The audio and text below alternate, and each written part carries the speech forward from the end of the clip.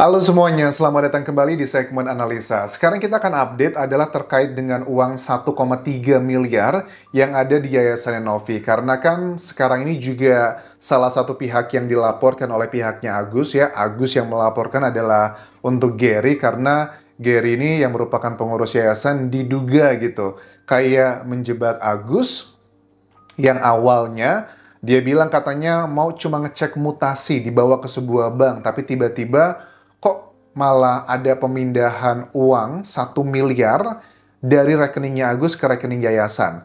Kita udah paham lah kedua belah pihak itu punya point of view yang berbeda-beda. Kalau dari pihaknya Novi ya, Novi nggak hadir sebenarnya waktu pemindahan uang di sebuah bank swasta tersebut, tapi Gary yang hadir. Tapi juga Novi terbawa-bawa, ya karena bagaimanapun juga dia adalah ketua yayasannya saat itu. Walaupun sekarang Novi sudah menonaktifkan diri dari yayasan untuk sementara waktu.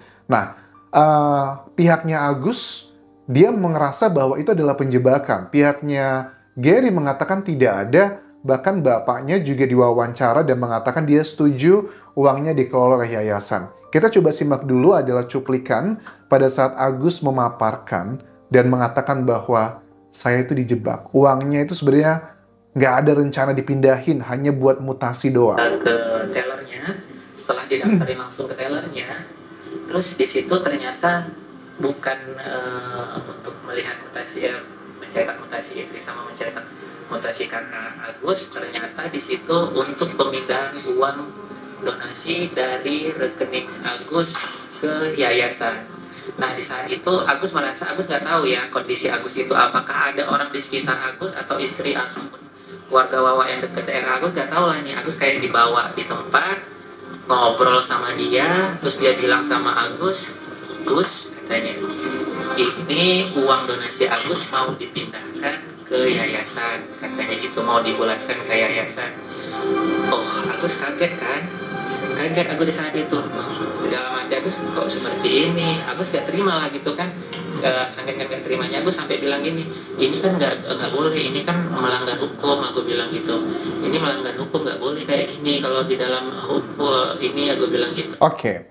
Poinnya udah kita paham sih sebenarnya, karena ini bukanlah isu baru ya yang disampaikan oleh Agus. Poinnya menurut Agus adalah itu kan melanggar hukum, karena uang yang sudah ditransfer ke rekening Agus itu sudah jadi milik Agus. Cuman akhirnya terjadi kesepakatan, enggak, ini adalah untuk dikoordinasikan, nanti akan mengatur semuanya adalah dari pihak yayasan. Ya, Agus ngerasa itu adalah sebuah penjebakan sekarang. Tapi dari pihak Novi mengatakan tidak benar seperti itu. Lantas bagaimana obrolan antara Densu dan juga Farhad Abbas? Karena dalam rekaman yang beredar, yang dugaannya ini adalah suaranya mereka, teman-teman, ini juga sempat dibahas gitu kan ya. Karena di sini dikatakan bahwa saya itu nggak maksa Agus menyerahkan uang, tapi kan dia mengancam lewat WhatsApp. Mereka itu ngaku diintimidasi lewat ditakut-takutin kayak dilaporin ke Dinsos. Ini kan isu yang waktu itu lagi heboh-heboh terkait dengan ketahuannya gitu kan ya. Agus tuh mentransfer uang ke keluarganya Wawa yang berapa 90-an juta rupiah, terus ke istrinya yang 50 juta sebanyak 5 kali, kemudian 50 juta ke salah satu anggota keluarga yang berada di Aceh. Waktu itu kita bahasnya adalah langkah yang tepat dilakukan oleh Yayasan Novi. Bahkan Densu di wawancara pun juga waktu podcast sama Novi, kan dibilangnya bahwa Gus, Novi bilang ya ke Densu waktu wawancara, yang minta uangnya itu diamankan dulu dalam tanda kutip itu adalah dari Densu juga, sebelum tahu ada kejelasannya kemana. Dan banyak masyarakat berpikir, kalau Novi tidak melakukan hal tersebut, entah sekarang mungkin uangnya udah menguap gitu untuk melakukan A, B, C, dan D. Nah, ini adalah wawancara yang bukan wawancara sih, rekaman obrolan dari dua individu yang sebenarnya tidak harus dipublikasikan, tapi sekarang sudah beredar di sosial media yang banyak banget kalian mention ke TikTokku. Ini salah satu cuplikannya, teman-teman. Ada bentuk intimidasi, tapi intimidasinya ini enggak intimidasi yang artinya itu boleh gitu loh dilakukan, melaporkan dia kalau misalnya dia tidak. Kami sudah gelar di Polda, memang tinggal hanya butuh apa? Hanya butuh somasi dia. Oke. Farhad bilang, kami sudah gelar di Polda, yang dibutuhkan hanya somasi dia. Balikin, kalau nggak balikin udah terlapor dia. Bisa masuk sampai tersangka kan? Oh, pasti. Wes, Lu pasti. pastinya berapa persen? 1000%. Aduh, Pak, jangan gitulah. Sekarang ini Mas, saya mau tanya, donasi itu apa artinya? Oke, ini adalah pembahasan definisi donasi dan sebagainya yang sudah kita tahu arahnya akan dibawa kemana. Karena kan kalau dari obrolan yang sudah aku rangkumkan antara dua individu ini adalah begini teman-teman. Farhad yakin pasti 1000% akan jadi tersangka karena uang donasi itu sudah milik Agus. Ya, Densu mengatakan bahwa sebenarnya kalau waktu dia mendengarkan statement dari Hotman Paris ya, ini kan konteksnya rekaman ini terjadi adalah pada saat Densu akan pergi liburan ke Korea Selatan. Jadi ini sudah sekitar berapa bulan yang lalu kan ya, udah lama banget teman-teman. Ini kayaknya masih bulan pertama ya terjadinya konflik tersebut pada saat Densu selesai melakukan kayak podcast bareng ya, podcast Densu yang bareng Novi, Wawa, terus juga Agus istrinya sama anaknya Wawa. Kan dia langsung pergi ke Korea Selatan. Jadi itu masih awal-awal podcast yang bareng itu lah, yang kemudian sudah terjadi perdamaian, yang katanya Agus mau pulang ke Aceh. Jadi ini ada banyak yang harus kita flashback agar konteksnya lebih tepat di situ. Densu juga tanya ya dalam obrolan ini, tendensinya dia akan ambil uang itu berapa persen begitu. Dalilnya kan dia mengamankan, tapi dia nggak punya legalitasnya.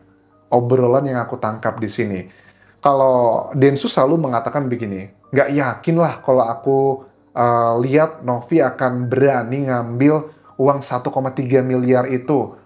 Walaupun dikatakan katanya wajahnya tipikal yang seperti itu katanya. Ya memang ada obrolan mereka ngomong begitu. Tapi kalau buat kali ini aku yakin dia nggak berani gitu. Karena menurut aku Densu ini cukup bijak loh. Kayak di obrolan yang pertama kan ya kita bahas videonya. Jangan direkam ya, jangan direkam ya 2 kali. Di sini pun juga dia ngomong, nggak mungkin lah dia berani ngambil uang tersebut gitu loh. Dan aku yakin ya itu akan terjadi karena kan sudah menjadi sorotan publik. Kalau Novi melakukan hal tersebut, bagi aku itu perbuatan yang sangat konyol banget ya. Karena nilainya dengan reputasi dia tidak sebanding untuk mengorbankan itu semua. Kemudian dia bilang begini lagi bahwa, kalau hal itu katanya, gue kayaknya setuju lagi sama kayak pernyataan Hotman Paris secara hukum bahwa uang yang sudah ditransfer ke Agus adalah miliknya Agus. Tapi dia kan bermasalah secara moral aja. Kayaknya gue setuju lagi kalau Novi ya, maksudnya setuju itu adalah ya potensi dia untuk menjadi tersangka atau Gary atau Novi yang dilaporkan siapa, itu katanya ada potensi mengarah ke sana. Tapi menurut aku nggak juga sih teman-teman. Niatnya kan tergantung. Menurut aku Novi atau Gary bisa menjadi tersangka kalau ada bukti dia memakai uangnya yang 1,3 miliar. Tapi kan niatnya berbeda. Novi dan Gary kalau aku tangkap di sini ya, mereka mengamankan uang tersebut yang juga merupakan perintah dari Densu, sudah dikonfirmasi oleh Novi pada saat podcast tersebut, yang Novi bilang bahwa sebelum dilanjutkan ya Bang, ini yang minta untuk diamankan itu bukan cuma dari saya, tapi juga Bang Densu ya, yang ngomong begitu. Terus Densu bilang, iya, memang saya yang minta dia untuk mengamankan dan sebagainya sebelum ada kejelasan uang ini. Nah, kemudian niatnya Novi dan yayasannya aku yakin untuk mengamankan uang tersebut agar tidak menguap kemana-mana gitu. Karena baru beberapa waktu aja, beberapa minggu, udah berapa tuh? 250 juta ke rekening istri, 50 juta ke sini, 90-an juta ke sini. Dalam waktu yang tidak lama loh. Padahal saat itu pengobatannya Agus masih menggunakan BPJS dan belum memakai uang tersebut sama sekali. Dan donasi yang didapatkan Agus itu bukan cuma dari podcastnya Densu yang hampir 1,5, tapi ada uang pribadinya Densu, ada 35 juta dari Yayasan Novi, bahkan juga Novi bilang bahwa dia pun buka open donasi di tempat yang lain, dan tidak masalah, asalkan ada keterbukaan aja gitu. Terus, di sini dikatakan bahwa secara pribadi kalau aku tangkap Densu mengatakan bahwa kalau orang kecil itu takutlah diancam dilaporin ke Dinsos dan lain-lain. Tapi gue yakin dia nggak bakal berani ambil 1,3 miliar tersebut. Farhad pun dalam rekaman ini bilang bahwa polisi pun juga bilang terima kasih atas petunjuk barunya karena ini bisa menjadi salah satu celah untuk masuk untuk mencari pasal pidananya. 5 jam kami berdebat, mereka itu takut Kayaknya mungkin maksudnya penyidik kali ya. 5 jam berdebat dengan penyidik, mereka takut sama saya dan gak mau menolak orang buta gitu. Tapi mentalnya Novi itu oke juga, kata Farhad di sini. Dia tetap loh kekeh, saya pikir dia udah bakal cooling down, tapi ternyata dia ngelawan juga gitu. Bahkan sekarang katanya dia udah dapat kayak hal yang lain terkait dengan KTP palsu begitu. Nah, ini yang yang ngebuat aku sedih ya. Jujur ya, kalau untuk masalah KTP palsu, kayaknya mungkin ya ini memang melanggar hukum. Tapi mungkin secara realistis aja deh. Kayaknya banyak banget orang Indonesia ya, walaupun ini tidak dibenarkan, tetapi karena kondisi dan bukan untuk berbuat jahat, banyak loh yang melakukan hal seperti ini. Misalnya buat apa? Kayak mau beli kendaraan, mau A, B, C, dan D, itu kan banyak loh sebenarnya. Harus melakukan kayak KTP palsu. Nah, ini yang aku takutkan dari perselisihan ini, itu kayak dicari-cari gitu loh. Oke. Densu bilang begini, sekali lagi menegaskan, gue nggak akan berpihak kepada siapapun, gue di tengah-tengah ya. Makanya di wartawan dia bilang begini, besok nih ya, katanya gue mau ngomong pertama kali sama wartawan, kedua-duanya itu punya salah katanya. Tapi jangan lu jadiin konten ya, karena gue mau berada di tengah-tengah, kata Denso. Novi salahnya karena dia masih mengkonfrontir di Instastory Instagramnya, walaupun pihak Agus salah. Nah, pihak Agus juga salah karena tidak melakukan keterbukaan, tapi dia mau di tengah-tengah begitu. Ya menurut aku fair ya, karena memang dia berperan adalah sebagai orang yang mengumpulkan donasi dan Novi adalah yang menghubungkan semuanya. Terus juga begini, yang gue sayangkan dari Novi adalah dia masih merepost Instastory dari orang-orang yang menghujat Agus. Itu yang dia sayangkan. Gue juga nggak setuju, kata Densu, kalau Agus tuh terus kayak dihujat oleh netizen, walaupun dia punya masa lalu yang seperti apa gitu. Karena dia merasakan begini, gue juga dulu itu pernah menjadi kayak public enemy orang Indonesia gara-gara kasus yang dia dulu dituduh lah seperti itu kepada seorang perempuan. Nah, menurut aku untuk bagian itu adalah hal yang nggak bisa dikontrol ya. Itu kan hal-hal yang terjadi natural gitu, organik. Orang-orang mau memuji, mau menghujat, itu kan bukan kontrol kita. Kalau dalam dunia stoikisme gitu ya, kita tuh harus fokus pada hal yang kita kontrol aja. Buat hal-hal yang nggak bisa kita kontrol, ya udah, let it go.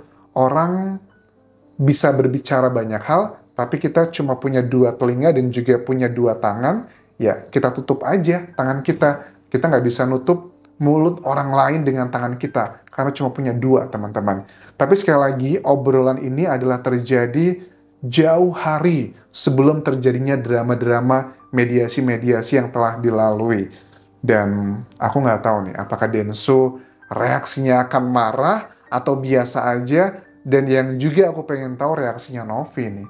Apakah Novi akan menganggapnya biasa-biasa aja atau ada hal yang lain? Karena memang isu-isu yang disampaikan di sini itu bukan isu-isu yang baru sih sebenarnya. Sudah pernah disampaikan secara nyata di media massa, tapi dengan karakter-karakter yang berbeda. Bedanya yang menyampaikan adalah sekarang ini dari pihaknya Densu, yang dianggap oleh masyarakat itu ngebela Novi. Tapi ternyata kan ini awal-awal gitu. Setelah ada pembuktian-pembuktian, ya kita bisa memahami lah arahnya Densu seperti apa, yang dia masih mau tetap berada di tengah-tengah. Apalagi pada saat Densu mengundurkan diri dari kasus ini, tidak mau lagi membahasnya kecuali terjadi perdamaian. Menurut aku itu adalah langkah yang gentleman karena dia pengen berdamai gitu, terlepas siapa yang salah dan yang benar dalam kasus ini.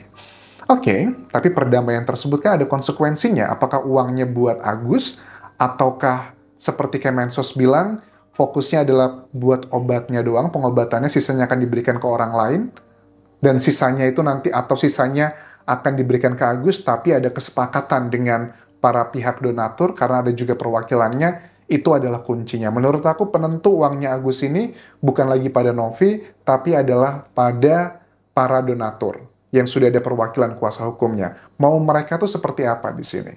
Begitu ya. Terima kasih sudah menonton. Sampai ketemu lagi di video berikutnya. Tinggalkan like dan juga komen, subscribe channel YouTube ini, follow Instagram, Facebook pageku, dan juga akun TikTok di Anjasa Semara. Sampai jumpa.